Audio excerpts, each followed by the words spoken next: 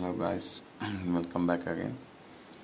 We are continuing today our 21st part of our lectures. So from the first onwards up to the 20th part, we have learned about many things, mainly the starting point of the Indus Valley civilization, and we came up to a large extent the Aryan and Dravidian theory.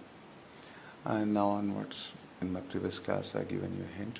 Our main module of the study is nothing but the emergence and the existence of the unknown creatures, the superhuman beings. Are they really existed or not? That's what we have to reveal. So, to reveal that, we have to take out a long and deep study about the ancient scriptures. So we have to do that.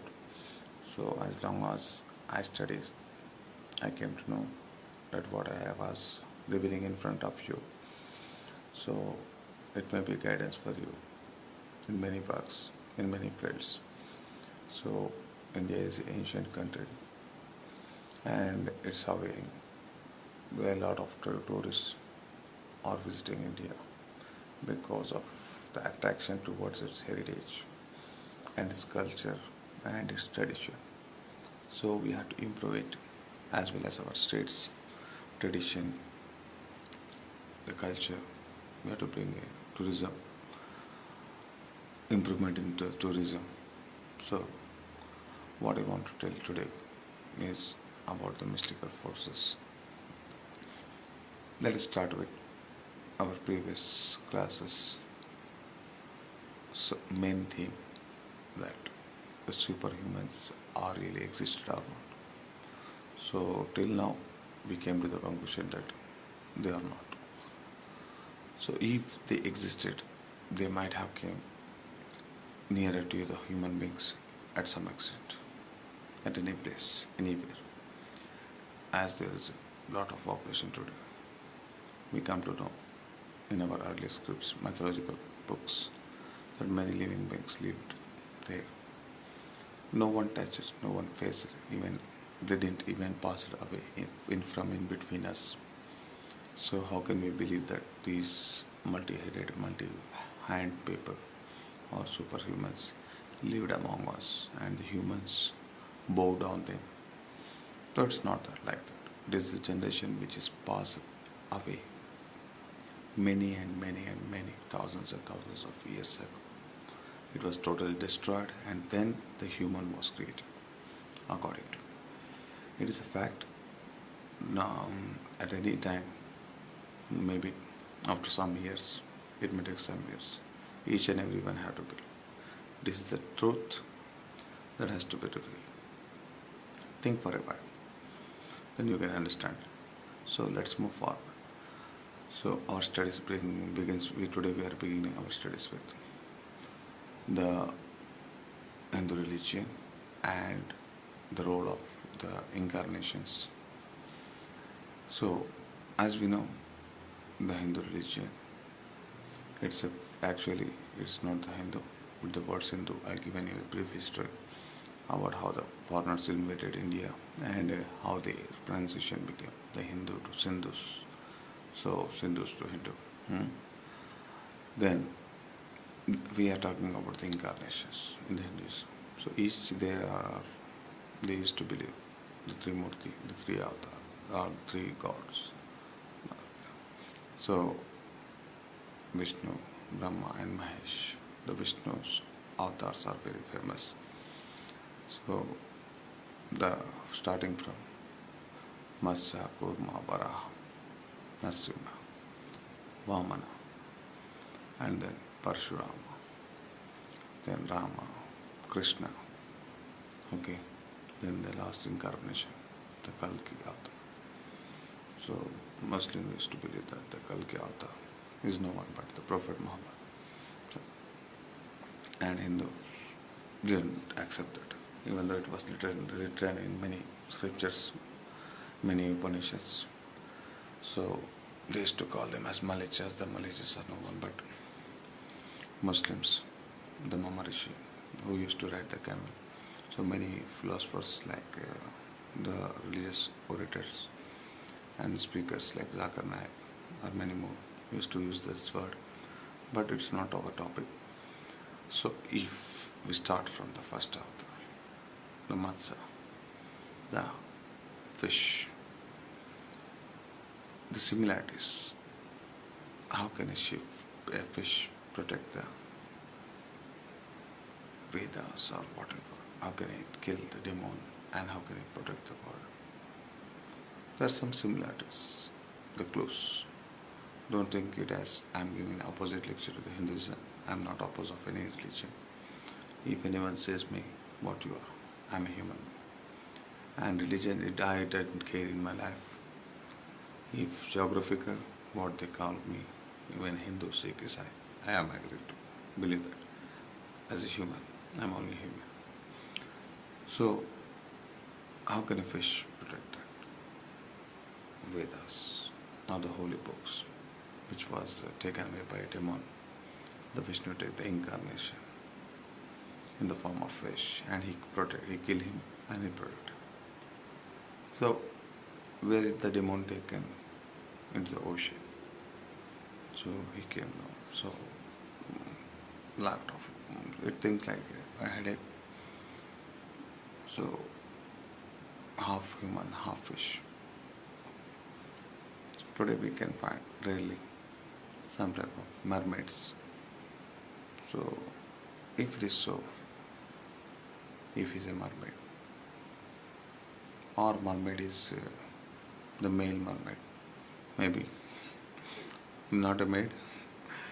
So maybe the people who think they characterize him as a god. God forbid us. So think about this. Today we discussed about the first, and if we go to the second also we'll get same, the Kurma, the tortoise. They kept the big mountain Meru Parvat upon him. They churned the ocean, the milk ocean, Pala Samudra, the Sagara Manthana, big ocean. The ocean can be churned with the help of mountain. So how big the mountain was and how big the serpent was. No one has seen that type of serpent. And who are pulling that on both sides, Danavas and Devatas. So is it possible to churn the ocean? If it is the ocean of worldly ocean or the imaginary ocean or the ocean of that time, like the river Saraswati was drawn that, or any incident which was possible in any local planetary geographical plot in a small area. So you think that children. So it is quite interesting. So what I want to tell that from our previous classes, I am relating this topic again and again. So it is nothing but the imagination of the human beings. It taken a big shape of the idols. So maybe this type of superhuman beings we come across, not only in this country and many more countries, we can see that. My view, my aim, or my research say that they lived many generations before us and they was smashed. Humans didn't see them. See, if we come from the second to the third, fourth, fifth, we can't see any human form of the Vishnu incarnation. See, Matsya, Kurma, Vara, a boar, the wild boar. It protected the world with the 2 feet. It was drawn and it being by half human, half boar. And then Narsimha, half lion and half human. He came to protect the child Prahlada, who was the devotee of him, the Vishnu. And he killed his father. So who was his father? He was called as Rakshasa, Hiranyakashipu, and his son was devotee of him. Maybe these are the very previous generation which have passed away many years before. So they are having the supernatural powers. Hiranyakashipu conquered the 3 worlds. What are the 3 worlds after time? The earth, sky, and the third thing, the space in between them. Maybe Then, if it is so, maybe the giants, the devils, the who's are having similar qualities like angels, maybe they have lived before. We didn't see them, but even though, with the help of the demonic spirits like Sitha or Iblis or devil, he is still alive. As per many Jewish scriptures, biblical scriptures and Quranic scriptures, we come to know that he will be alive until the day of judgment. So maybe he passed their images to us to make us the idolaters. Maybe. So I am not the opposite, or I am not saying that this religion is wrong, that religion is wrong. My research is upon this. So this idolatry began. Man forget worshipping the single God, and he started worshipping the idols. So if we refer the Jewish scriptures, the many wraths, many things, many earthquakes happened during this time because the God was angry. Because many generations before that, they done the same mistake. Whenever they worshipped any other God beside him, he got angry because there is a single God. He can't bear that. He not even wants anyone to obey the orders of any others except him. So, if we go as per Hinduism, there are 3 crores or more gods. So, if one god we are having this many problems, take it as a joke. So, if so many gods, so they may fight with each other. It was happening in the mythological story. We learn that this god is angry with this god is angry with this god. I used to laugh. So, but maybe they are not gods. They didn't say that we are gods. We human made them gods. God forbid us. And this devil, he came and he passed their images up to us. So try to catch the link, what I want to tell. If it is so, what is the benefit of these things today? What we have to learn from this? If they are lived, okay, it is confirmed they live. But what are their powers? How they got the powers? If they are having any links with that, or the foreign countries, why they visited India, especially Telangana land. Maybe this geographical land is having many more deposits of that. The superpowers. Maybe we can reveal that and keep that in front of the Department of Archaeology and our Indian people and Telangana people. Maybe we can bring a glory to our India and Telangana. Not by blaming them gods, but as an antique and archives of the Indian department as well as the Telangana government. It will be a proudful thing for us. Maybe shortly the government is doing their nice job, so we can get that. I'm having the hope. But another thing, if we move forward, we can enjoy a lot, children. I hope you have enjoyed this episode. I'll be back to you soon as possible with the next thing. We are having a lot of work to do. So until that, be quiet and peaceful. We are humans. No one can divide us. We can be far away for some time. We can be angry with each other for some time. But one day again, we'll talk. That is what the humanity. Be human and be survive.